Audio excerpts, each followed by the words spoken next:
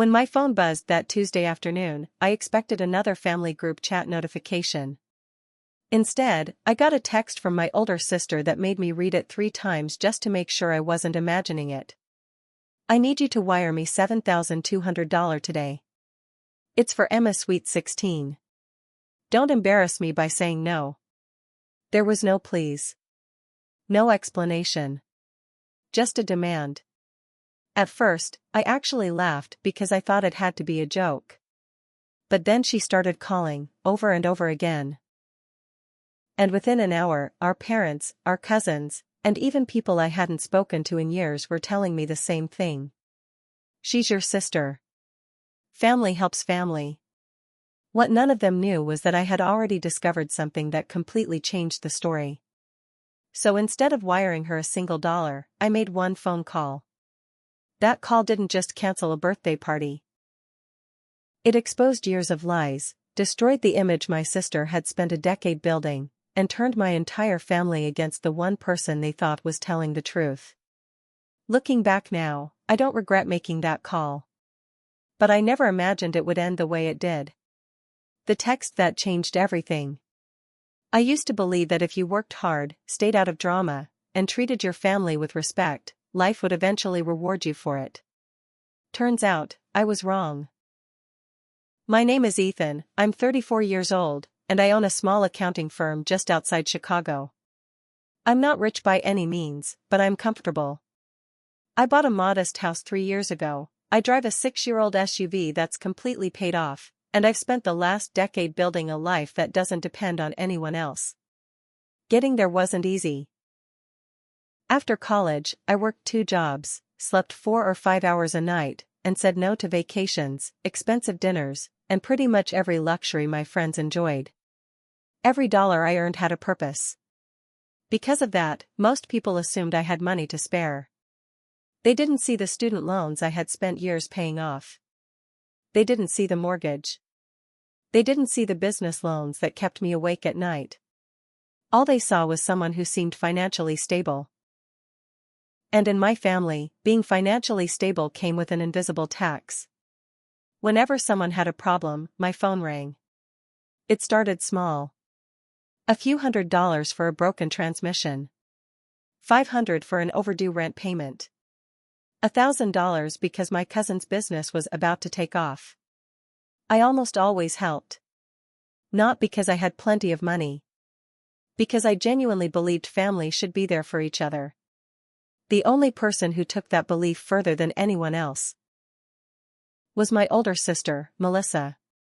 Melissa was 3 years older than me, and if you asked anyone outside our family about her, they'd probably describe her as charming, outgoing, and generous. She knew exactly what to say to make people like her. She volunteered at charity events. She posted inspirational quotes online. She never missed an opportunity to tell everyone how much she loved her daughter, Emma. From the outside, she looked like the perfect mother. But our family knew a different version of Melissa. She had a habit of living far beyond her means. Every new trend. She had to have it. Every expensive vacation.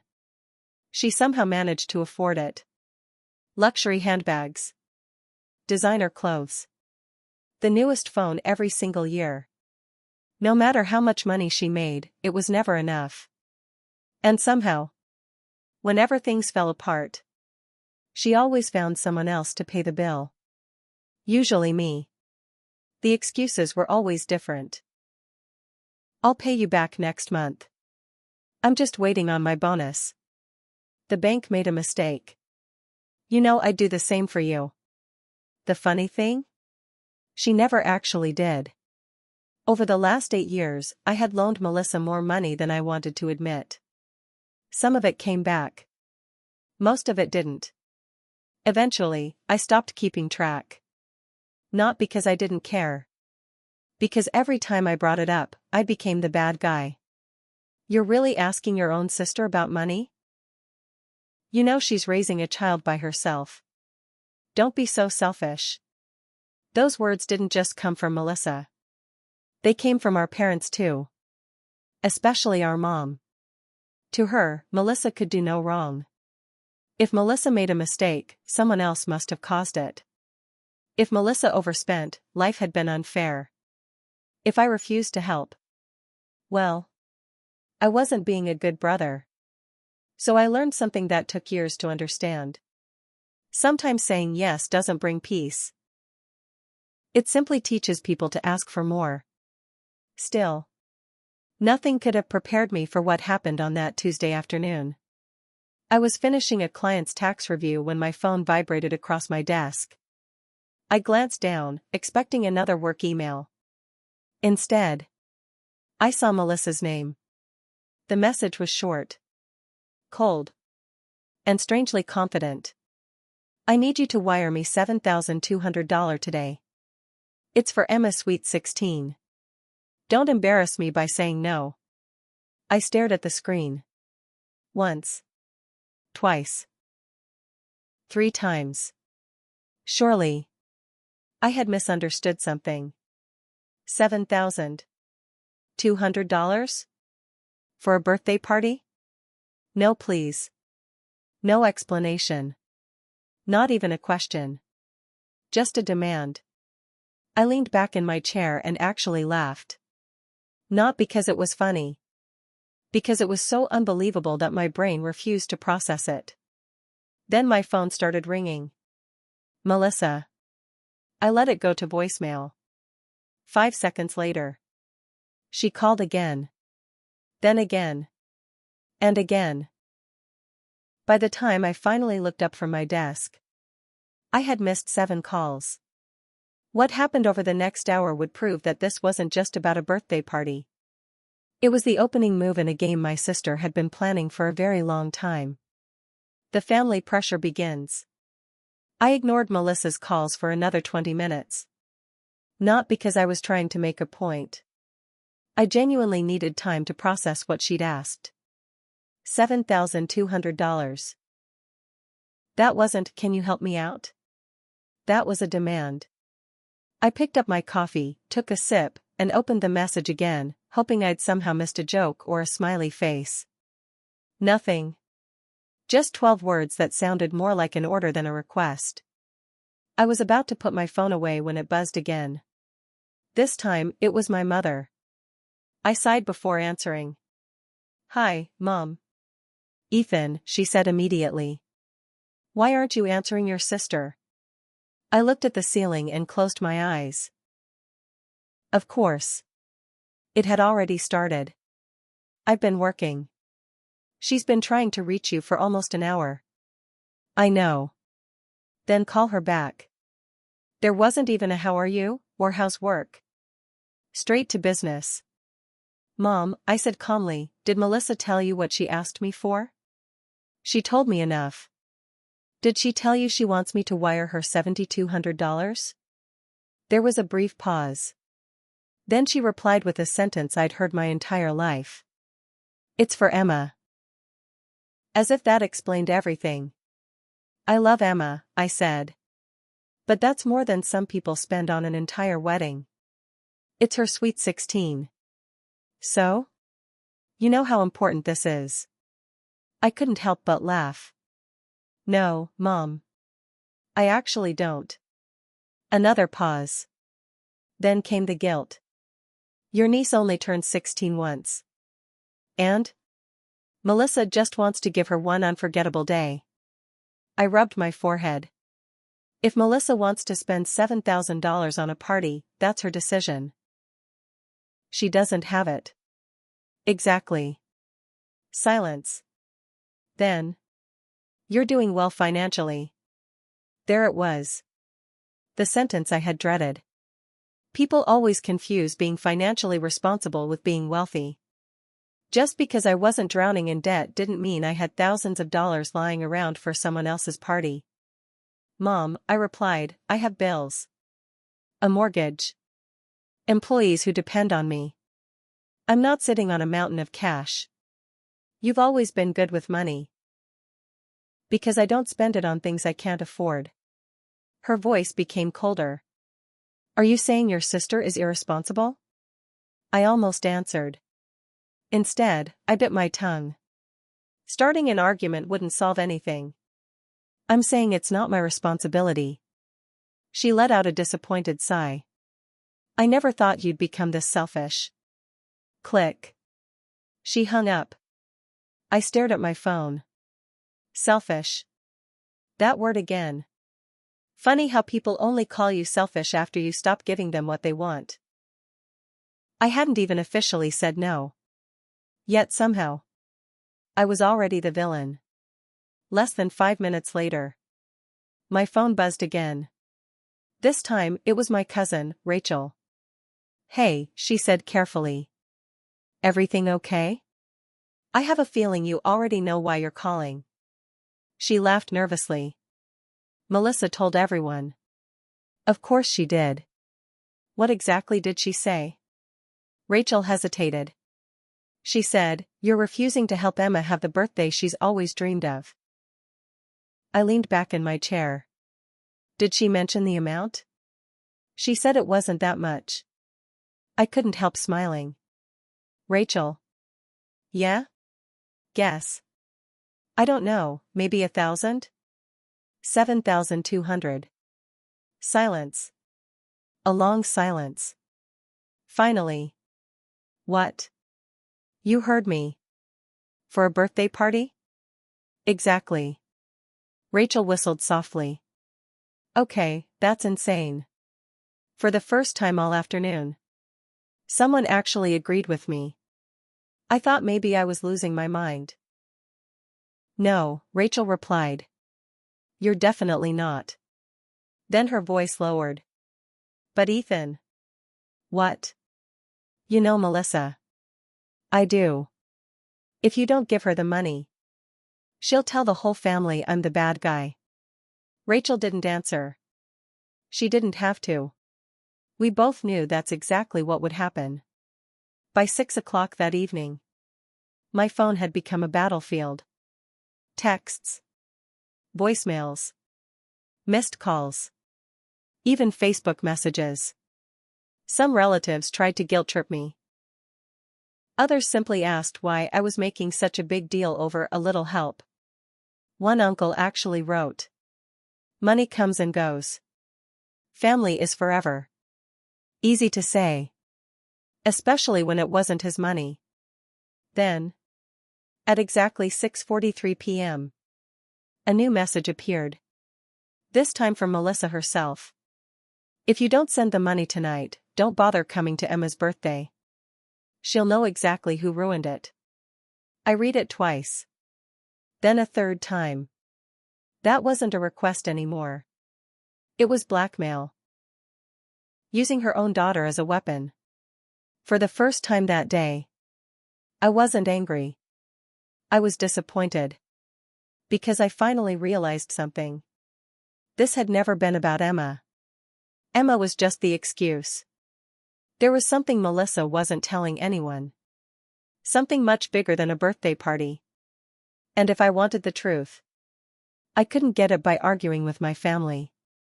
I had to find it myself. That night, instead of opening my banking app, I opened my laptop. I typed one name into the search bar. And within 5 minutes, I found the first crack in the story Melissa had worked so hard to sell. The first lie. I didn't know exactly what I was looking for. I just knew something about Melissa's story didn't add up. For years, she'd been able to convince everyone that life kept dealing her bad cards. Every time she needed money, there was always an emergency.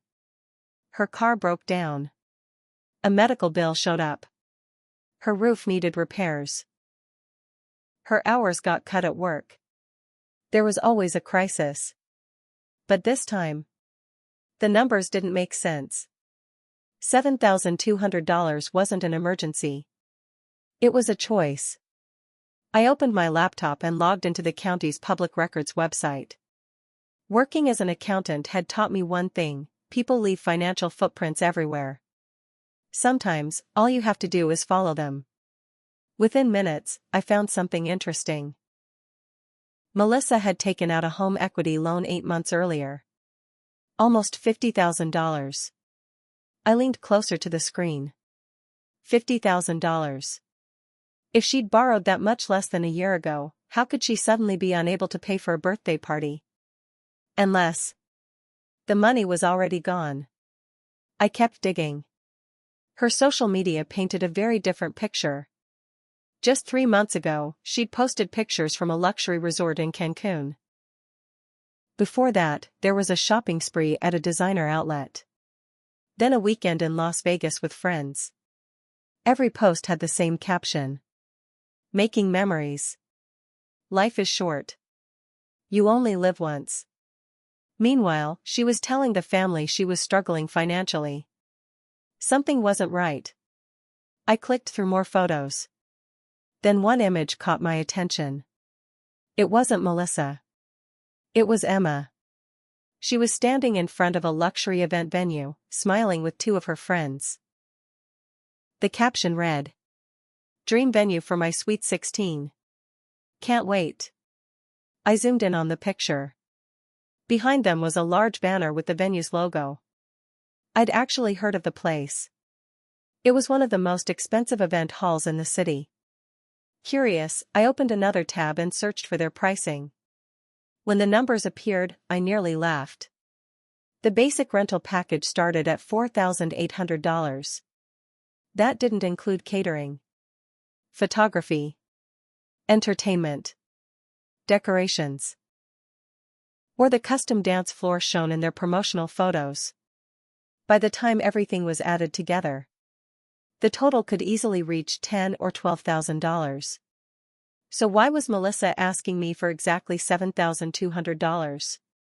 That number suddenly felt calculated. Not random. Calculated. Just then, my phone rang again. This time, it was Emma. I hesitated. She'd never asked me for money before. Ever. I answered. "Hey, birthday girl." Her voice sounded nervous. "Hi, Uncle Ethan. Everything okay?" There was a long pause. I'm sorry Mom keeps bothering you." That surprised me. "What do you mean?" I heard her yelling earlier. I stayed quiet. Emma continued. "I told her the party doesn't have to be that big." I frowned. "You did?" "Yeah. I even said we could celebrate at Grandma's house like we used to." That wasn't what I'd expected to hear. "But your mom said this is your dream party." Emma sounded confused. "My dream party?" "Yeah." "I never said that." I sat up straighter. "What do you mean?" "I wanted something small." She almost whispered the next sentence. "Actually, I wanted the money to help pay for college."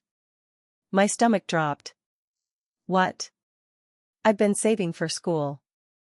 I told Mom I'd rather have help with tuition than one expensive night. I didn't say a word.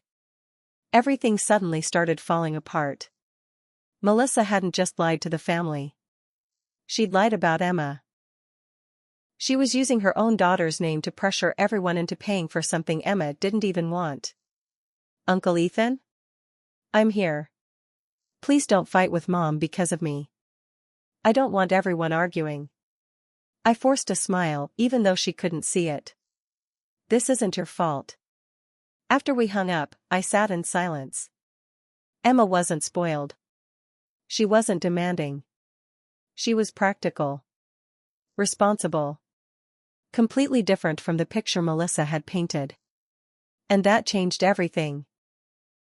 But I still didn't know one thing. Where had the $50,000 gone? Because people don't burn through that kind of money in 8 months. Unless they're hiding something. The next morning, I got my answer. At exactly 9:17 a.m., someone I hadn't spoken to in over 5 years called me. The caller ID displayed one name. David. Melissa's ex-husband. I answered. His first words sent a chill down my spine. "Ethan, your sister isn't asking you for that money because of Emma." I gripped the phone tighter. "Then what does she need it for?" David took a deep breath. "She's in serious trouble, and you deserve to know the truth before you give her a single dollar." The phone call that changed everything. I didn't say anything for several seconds. David wasn't the kind of person who called out of nowhere. Especially not after 5 years of complete silence. The last time we'd spoken was at the courthouse during his divorce from Melissa. It wasn't exactly a friendly goodbye. "David," I finally said, "start from the beginning." He let out a slow breath. "I've wanted to tell you the truth for years." "Then why didn't you?" "Because nobody would have believed me." That answer hit harder than I expected. Because deep down, I knew he was right. Back then, Melissa had controlled the narrative.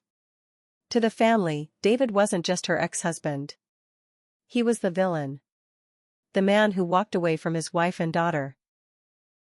At least, that's what Melissa had told everyone. "What do you know about the money?" I asked. "It's not for Emma." I figured that much. "It's not for a birthday party either." I stood up from my desk and walked toward the window. "Then what's it for?" There was another pause. Then David said something I never saw coming. "Your sister has a gambling problem." I blinked. "No. I wish I was lying. Melissa doesn't gamble." "That's what everyone thinks." I leaned against the window. My heart was racing. "No, that doesn't make any sense." "Doesn't it?" He wasn't wrong. Suddenly, everything started connecting. The expensive vacations. The designer handbags. The luxury dinners. The constant need for money. The mysterious home equity loan. It all fit together. "When did this start?" I asked. "About 4 years before the divorce." "And you never told anyone?" I tried. "What happened?" David laughed. "Not because it was funny. Because it still hurt." Melissa cried. I frowned. "What?" "She told everyone I was making things up because I wanted custody of Emma." I remembered those family dinners. Melissa crying. My mother hugging her. My father calling David irresponsible. The entire family taking Melissa's side. And me. I believed her. David continued. "I found credit card statements. Casino withdrawals. Online betting accounts. I even showed her the papers." "So why didn't the family believe you?" "They never looked at the evidence. They looked at her tears." That sentence stayed with me. People don't always believe facts. Sometimes, they believe whoever tells the better story. "How bad is it now?" I asked quietly. "Worse than ever." "How do you know?" "Because debt collectors have been calling me." I froze. "You?" "My name is still attached to one old account. They're looking for her. She's months behind." I rubbed my forehead. "How much does she owe?" "I don't know the exact number. But it's well over." He stopped. "Over what?" "30,000. I almost dropped the phone. $30,000. Suddenly, 7,200 didn't seem random anymore. It sounded like a payment. A very specific payment. "David." "Yeah?" "If this is true." "It is." "Why ask me now?" "Because she told Emma something yesterday." My stomach tightened. "What did she tell her?" "She said if the birthday gets cancelled, it'll be your fault." I closed my eyes. Of course she did. Emma was being manipulated just like everyone else. Except, unlike the rest of us, she actually believed her mother. David's voice softened. "Ethan, Emma doesn't know any of this. She still thinks her mom is trying her best. I don't want her hurt."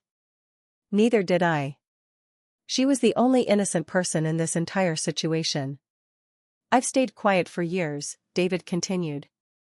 "But when I heard Melissa was trying to use Emma again, I couldn't do it anymore. I looked at the clock. 10:08 a.m. My entire understanding of the last decade had changed in less than 30 minutes. But one question still bothered me. If Melissa owes over $30,000, why ask me for exactly $7,200? David didn't answer immediately. Instead, he sighed. Because that's the amount she has to pay by Friday. What happens if she doesn't? They file a lawsuit. And if that happens, they'll start going after everything she owns. The room suddenly felt smaller. This wasn't about a birthday.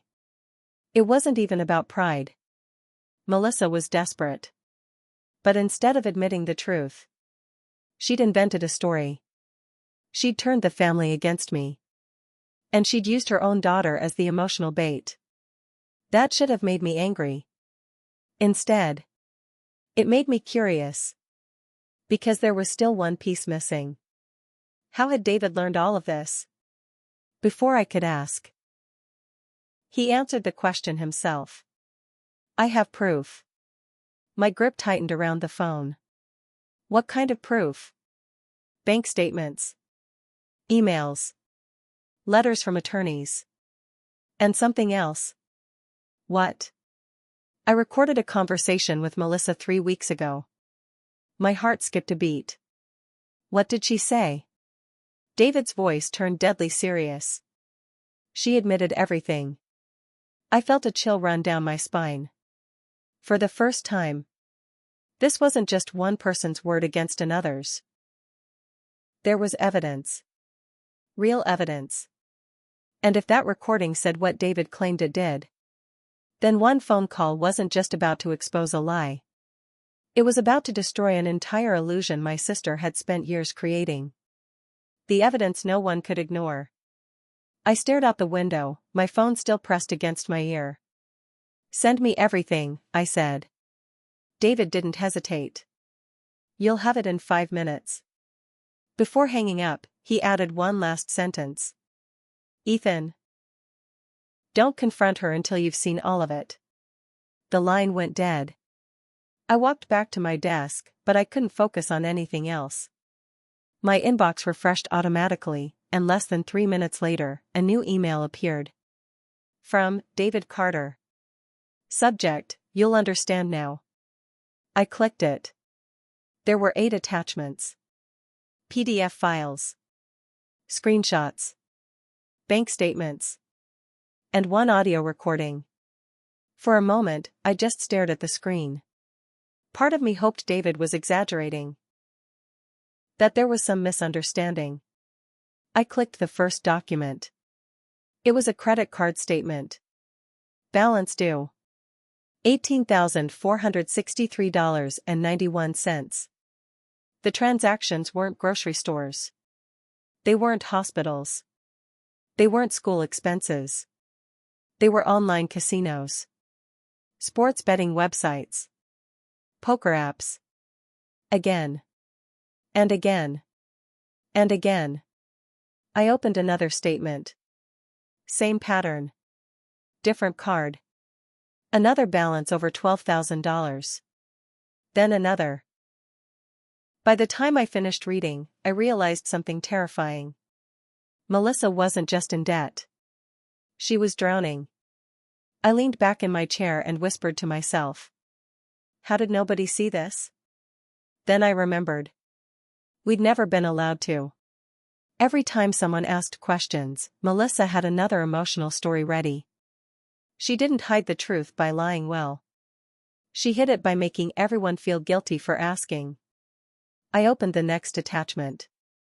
It was a notice from a law firm. Final demand before legal action. Payment due. $7,200. My heart skipped a beat. There it was. The exact number. Not for Emma's birthday. Not for decorations. Not for a venue. It was the minimum payment required to stop the lawsuit from moving forward. The birthday party had never needed my money. Melissa did.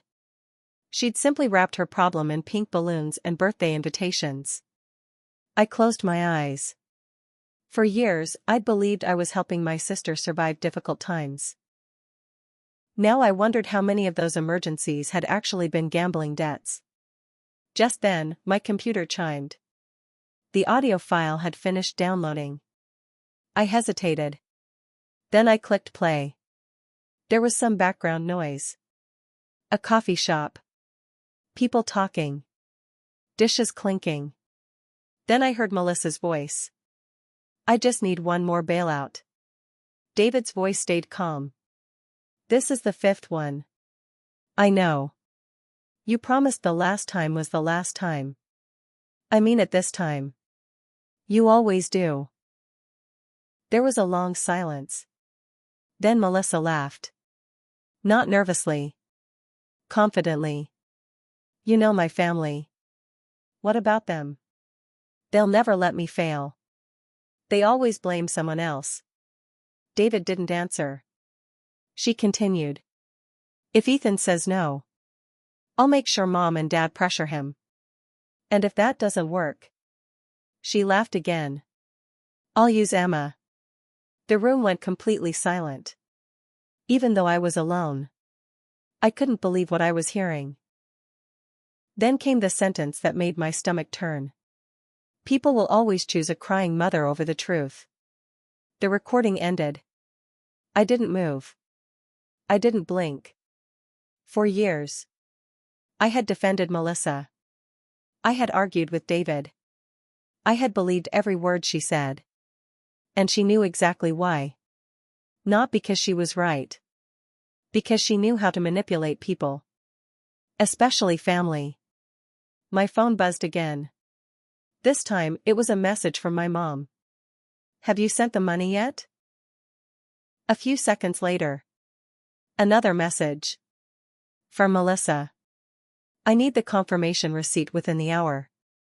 Not can you help? Not please. She still assumed I'd fold. She had no idea I already knew the truth. I looked at the wire transfer instructions she'd sent me earlier that day. The bank account wasn't in her name. That immediately caught my attention. It belonged to a company I'd never heard of. I copied the company's name and searched it online. 5 minutes later. I found the owner. It wasn't a party planner. It wasn't an event company. It wasn't a decorator. It was a debt collection agency. I actually laughed. Not because it was funny. Because the lie had become so obvious. She hadn't even bothered hiding it. She simply assumed no one would check.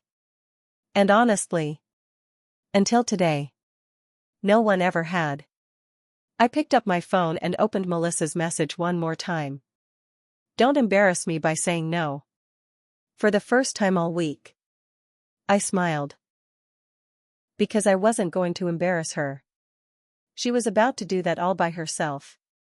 I just needed the right moment. And then, my phone rang. It was Grandma. 92 years old. The kindest person in our family. She almost never called. When I answered, her voice was barely above a whisper. Ethan. Yes, Grandma? I need to ask you something. Of course. She hesitated. Then she asked a question that made my blood run cold. Did you really tell Melissa that Emma isn't worth $7,000? I closed my eyes. I had never said those words. Not even close. Melissa wasn't just asking for money anymore. She was rewriting the story. And somehow, with every lie she told, the family believed her even more. That was the moment I made my decision. I wasn't going to defend myself through text messages. I wasn't going to argue in the family group chat. And I definitely wasn't going to wire $7,200. Instead, I was going to let Melissa tell one more lie. Just one more.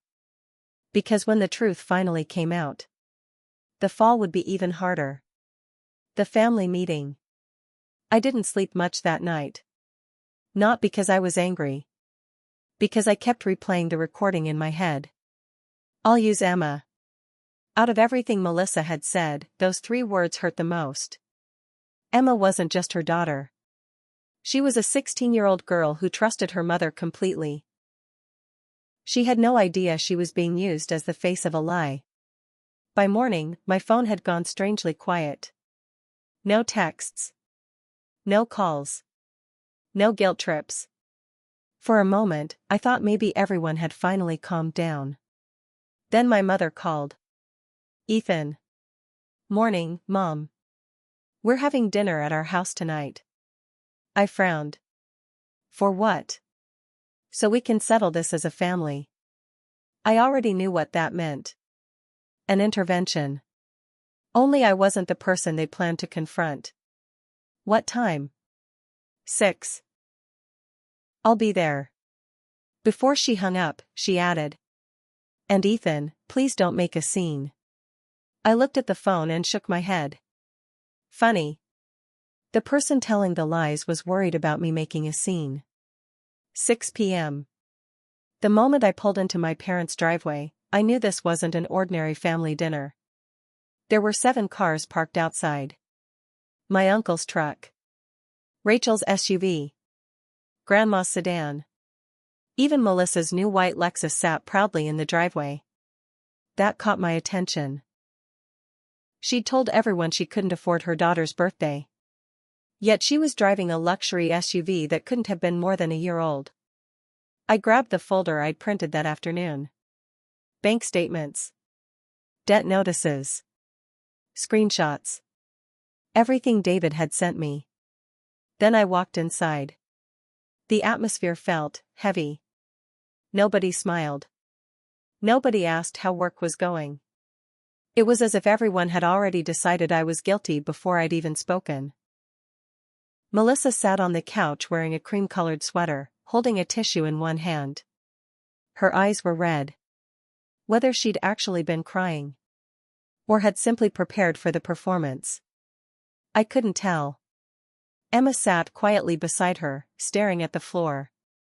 The moment she saw me, she gave me a small, nervous smile. I smiled back. She had no idea what was about to happen. Mom stood first. I'm glad you came. I nodded. So am I. Dad folded his arms. Let's get this over with. No one offered me a seat. That was interesting. They wanted me standing. Like someone on trial. Mom cleared her throat. Ethan. Your sister told us everything. I almost laughed. I'm sure she did. Melissa wiped away a fake tear. I never wanted it to come to this. There it was. The victim voice. The same one she'd used for years. She looked around the room before speaking again. I only wanted to give Emma one beautiful memory. Emma looked uncomfortable. I wasn't asking for myself. Another lie. I was asking for my daughter. I stayed silent. She continued. But Ethan said no. My uncle shook his head. That's cold, son. Another cousin chimed in. Especially when it's family. Grandma looked disappointed. I thought we raised you better. Every sentence was another brick. Building the wall against me. Melissa lowered her head dramatically. I even begged him. No. You demanded. But he acted like I was asking for the world. Mom looked directly at me. Do you have anything to say? I took a slow breath. I do. Everyone turned toward me. I have one question first. Dad frowned. What question? I looked straight at Melissa. Is this really about Emma's birthday? Without missing a beat. She answered. Yes. You're sure? Absolutely. I nodded slowly. So you're saying every dollar you're asking for is going toward Emma's sweet 16? She looked me directly in the eyes. Yes. That was lie number 1. I reached into my folder. Then stopped. Not yet. She wasn't finished. I've sacrificed everything for my daughter. Lie number 2. I've never asked anyone for anything unless I truly needed help. Lie number 3. I don't know why Ethan suddenly hates me. That one almost made me smile. Because now. She wasn't just lying. She was overplaying her hand. I glanced around the room. Every face was focused on Melissa. She had complete control. Exactly the way she'd planned. Then Emma quietly raised her hand. Everyone looked at her. She spoke so softly that we almost missed it. Mom. Melissa turned. What is it, sweetheart? I told you. I didn't want a big party. The room fell silent. Melissa's smile disappeared for just a fraction of a second. It doesn't matter, honey. It does. Emma looked at everyone around the room.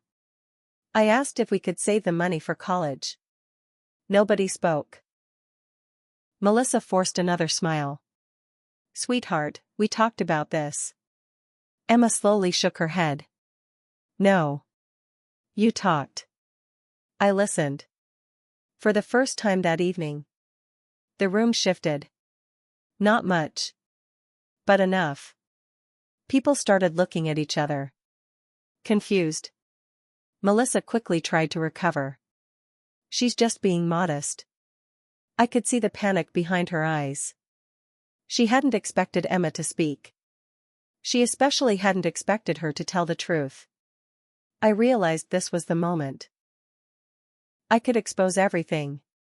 Right now. I slowly opened the folder. Pulled out the first document.